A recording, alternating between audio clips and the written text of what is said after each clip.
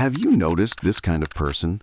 Everyone is on edge. The teacher raises their voice, parents argue, messages fly in the group chat, deadlines are burning, and he's standing there calmly, saying in a normal tone, "Okay, let's go step by step." No performative smiling, no trying to look like the smartest one in the room, just calm. And in that moment, something clicks inside a lot of people. Why can't I do that? What's inside him? Emptiness, or does he just not care at all? The first explanation that seems logical is he's strong because nothing hurts him. But calmness rarely means the absence of emotions. More often, it means something else. The emotion is there, but it's not controlling the hands and the mouth. People confuse calmness with coldness because they're used to measuring feelings by reactions. If someone doesn't explode, it must mean they don't feel. In reality, they may feel even more. They just learned not to turn emotion into action. And here's what most people don't say out loud. When you're next to someone that calm, what irritates you may not be them, it may be your own lack of control.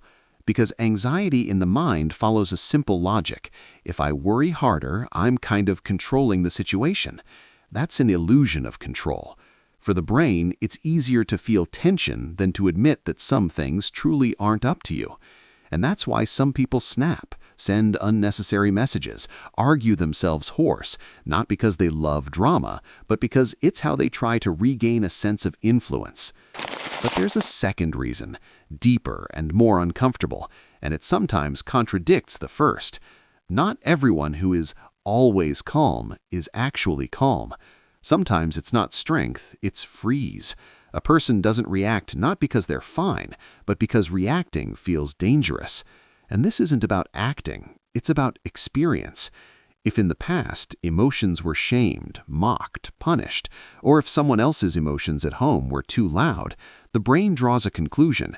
It's safer to be quiet. Calmness becomes not a choice, but a way to avoid getting hit. That's why sometimes being next to a calm person feels empty. You talk about something important, and in response you get even phrases, correct words, but no real contact. And you can't tell, are they grounded and mature, or are they simply not letting anyone get close? That contradiction is what pulls you in. Calmness can be maturity, or it can be armor. From the outside, they look the same. Inside, the reasons are completely different. Then it gets even more interesting. Why does the problem remain even when you understand all this? It seems like awareness should be enough.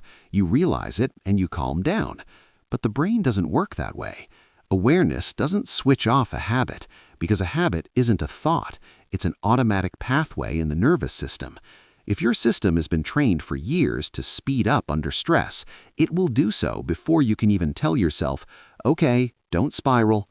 And if someone is always calm, their system was trained too, just in a different direction.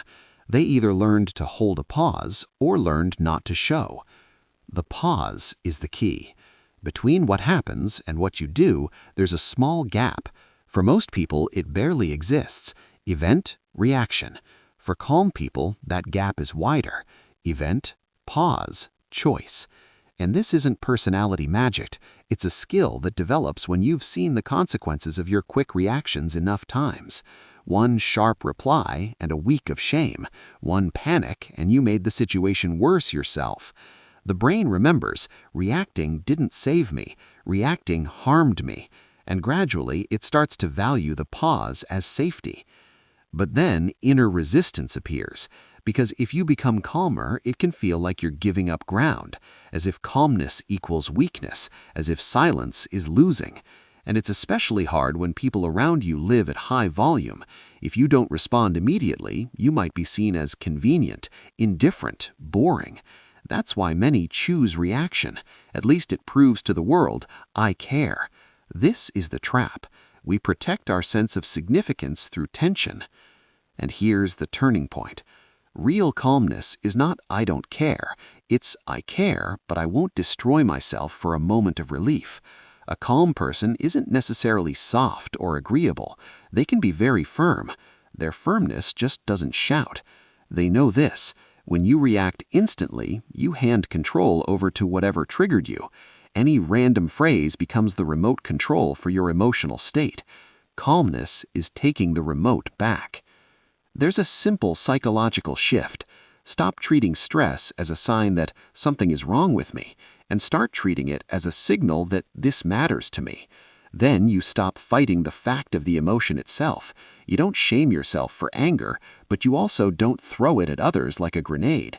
You acknowledge, that hit me, and that acknowledgement alone reduces the need to explode. Because a suppressed emotion looks for an external exit, while a recognized one begins to be processed internally. And here's what happens if nothing changes. If you constantly react, you don't get tired of events, you get tired of your own inner noise. You start avoiding conversations, people, tasks, not because they're difficult, but because you don't trust yourself. I'll snap again, I'll spiral again, I'll say too much again. And if you're constantly calm as armor, you get tired too, just quietly. You become convenient, patient, correct, but inside there's a growing sense that you're barely present in your own life.